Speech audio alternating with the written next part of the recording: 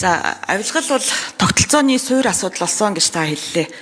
За, тэгвэл энэ авилгажуулсан тогтолцооны үндэс суурь нь хөдөлгөх хүч нь амин сүнс нь сүүлийн 36 жилийн дийлэнх олох цаг хугацаанд ирэх барьсан Монгол ардын нам өөрөө болцоход байна гэдгийг та хүлээн зөвшөөрөх үү?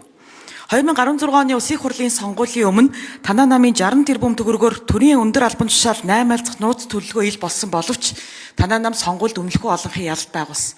Энэ цаг хугацаанаас хойш төрийн хулгай, хэргийн тоо, үнийн дүн тэрбумаар биш их найдаар хэмжигдэх болсон. Авилгын эсрэг тэмцэл чинь нам дотроос эхлэх ёстой. Танаа нам цэвэршихгүй бол Монгол улс хөгжихгүй гэдгийг одоо Монголын иргэд бүгд харж байна. Тэгэд энд танаа манаа гэдэг зүйл ерөөсөө байхгүй. Сүүлийн 10 жилд Монгол улсын төсөв үлэмжт хэлсэн төрийн өмчийн компаниуд даам гарсан, авилга огцом өссөн. Энэ бүхэнд танаа намын л оролцоо байсан. Тэгэхээр та нам дотроо энэ цэвэрлэгийг хийж чадах юм уу юу гэдгийг л бид нар харж байгаа. Танаа гэж хэлсээрэн байгаад улс төрийн хилмигдүүлэлтийг сүүлийн 10 гаруй жилийн туршид явуулж байгааг бас хүлээн зөвшөөрөх үү? За, ерөнхийдөө хариулъя. За, танаа манаа гэж ярих нь бол зохимжгүй. Би түүнээс илүү системэл ярих хэрэгтэй.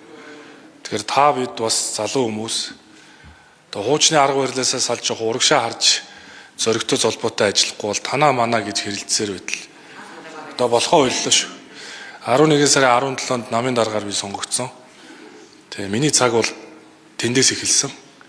Тийм учраас авилгатаа тэмцэх тэмцэлт бол би үргэлж хатуу байр суурьтай зогсно. Танаа манаа гэдэг хэн байхгүй. Бүх нам цэвэрших ёстой. Улс төрийн намуудтай үргэлж уриалдаг. Нам дотроо цэвэрлэгдэх ёстой. Цэвэрших ёстой. Хариуцлагатай байх ёстой. Ёс зүйтэй байх ёстой. Тэгж хадаад нам нь эрүүл байвал төр нь эрүүл. Өөрөө парламентын засаглалын хамгийн сонгодог одоо энэ засаглал чинь өөрөө юу гэхээр нам нь төрийг бүрдүүлдэг. Нам нь цэвэрших ёстой.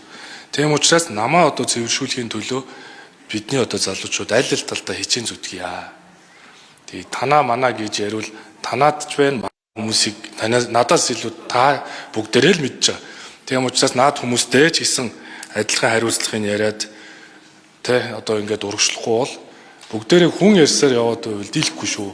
Тэгээ би цаашдаа ерөнхий сайд болоод би хэлсэн шүү дээ. Ерөөсөө л хүн ярихгүй би. Шүгэл үлээж хит их бооброхгүй. Янз бүрийн кино драм хийхгүй. Entertainment хийхгүй. Үр дүнгээрээ харуулнаа гэж. Би өнөөдөр 24 хонж.